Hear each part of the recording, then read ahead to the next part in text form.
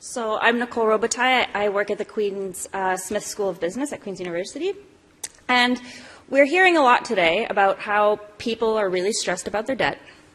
It's something that weighs on them heavily than a lot of their other stressors in their lives. We know this is a goal for people to pay down these debts, but we see that the debt numbers in Canada are rising. People are having more and more debt. And so what I'm going to talk about today is a little bit of research looking at what are the specific features of our goals when we have these goals to pay down our debt, and the way we think about the progress we're making that can change how we are ultimately successful at reaching these outcomes or helping ourselves pay down the debt. And so I'm going to speak about one specific features of the goals themselves. What can we do to make ourselves have stronger goals and make it more likely that we're ultimately going to succeed? And once we've made progress towards these goals, how do we keep moving forward and continue the momentum that we're building, this snowball effect almost?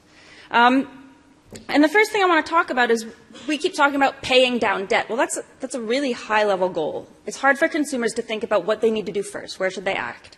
So we have these sub-goals. Okay, we're going to pay down a credit card. So I want to get rid of this credit card debt. Well, which credit card do I pay off first? Do I pay off the high interest rate? Do I pay off the big balance? Clearly, for our last two presentations, that's not an obvious decision either. And so having these goals without a plan, when we have these really good intentions, we have the goals to get out of debt, but we don't have a plan to do so, what happens is we tend not to decide. We might procrastinate. This month we're not going to make a decision. We'll pay the minimums, then we'll figure out what we're going to do. And we see that life gets in the way a lot of times, and we end up not making decisions. And so what we need to do is leverage some of the research on how we could set better goals for ourselves. And one way to do this is to set implementation intentions, to create goals that are a lot more specific. So if you can specify in your goal, not just that you want to pay down debt, but how are you going to do that? When are you going to do it by? And where specifically? What are you going to specifically pay off? Implementation intentions aren't a new idea. They've been found to be very effective for things like getting people to show up to vote or getting ourselves to go get flu shots. And so in an experiment, we looked at using these implementation intentions for getting taxpayers to pay their tax debts and to file their taxes. So we looked at a large number. In this case, the taxpayers were organizations. And we looked at a lot of organizations who were late at filing and paying their taxes. And we took the standard letter and we created an experimental letter that basically took the same information, but it included these implementation intentions, so that told them where to file, how to file, when to file. And so for all late tax organizations, thousands of organizations, we had 85,000 organizations as part of the experiment, we randomized them to receive either the experimental letter or the control letter. Keep in mind, 97% of these organizations file this tax every year. They know where to file. They know when it's due. And the original letter is telling them, you need to file this tax. You're late. It's due immediately. Immediately is also a very broad goal, so we gave them a much more specific deadline by which they needed to file. File by May 2nd. Why May 2nd?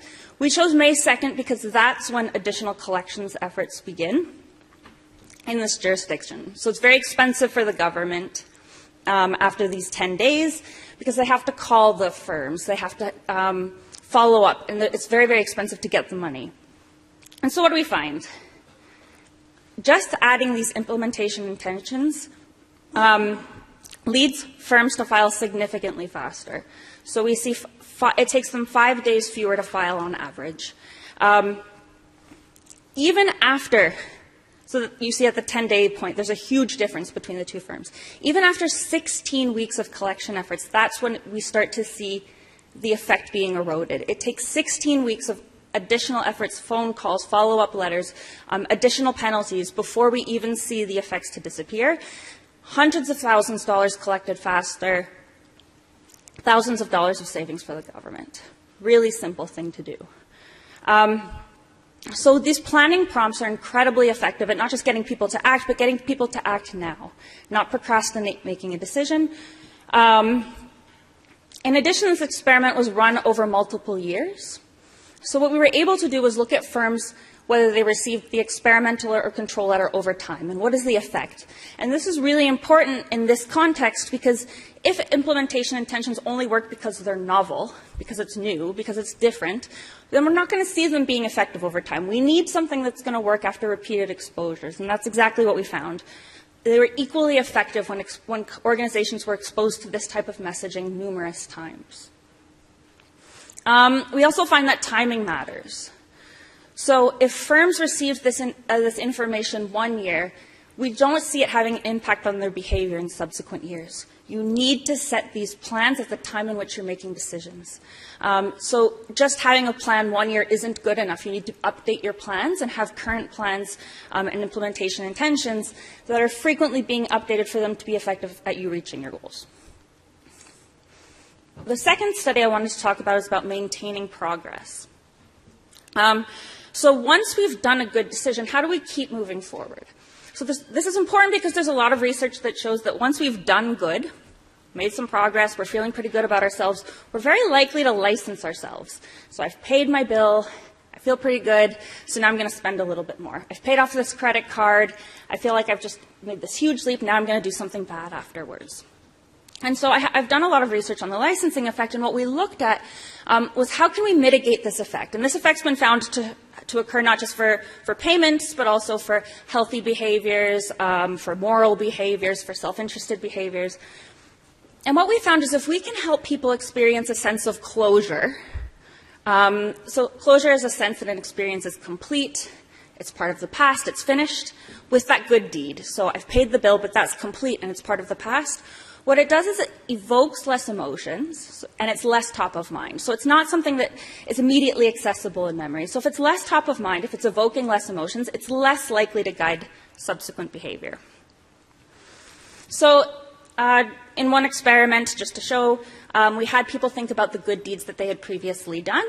And we saw that after they had done good deeds, consistent with this licensing effect, they were significantly more likely to behave in a selfish manner, self-interested, indulgent manner following. So these are immoral intentions. It was things like if a cashier gave you too much money, how likely would you be to return the money back to the cashier? How likely would you be to cheat for financial gain? There were a number of questions, but people were much more willing to do that after they had done something good. But when they engaged in an act of closure, and here we used a very psychological manipulation of putting that within an envelope. It's used a lot in like dating. If you can close something or burn it and put it away, this effect goes away. So how do we do this now when we think about our financial goals and paying down our debt? So we've made some progress. How do we get closure? What we need to do is set mental boundaries. We need to think about mental accounting and how we think about our money, and we need to set these boundaries between what we've done and what we're going to do. And so just think about at the end of a year, when we move from an old year to a new year, it feels like we're having a fresh start, and we can start again, and that's complete and part of the past. And so if you do this with your budgeting as well, or with debt repayment, once you've made some progress, if you can get this sense that that's complete, and you're moving forward, you're more likely to continue doing good afterwards. And a lot of the budgeting apps already do this a little bit. So you can see that you have a monthly goal, how are you doing this month, and then at the next month you start all over again and you start fresh. So even if you've done really good that month staying on budget, the next month it starts fresh again. And that helps you maintain and move forward. And when this happens, you're much more likely to show these types of consistency effects, whereby you've done good and now you're more likely to do good afterwards. So what I want to argue is we don't just need to think about debt repayment strategies per se, but we also need to think about the ways in which people make decisions, when they make their decisions, how they feel about the progress that they've made, and use these things as well to help design better strategies to help people pay down their household debts. Thank you.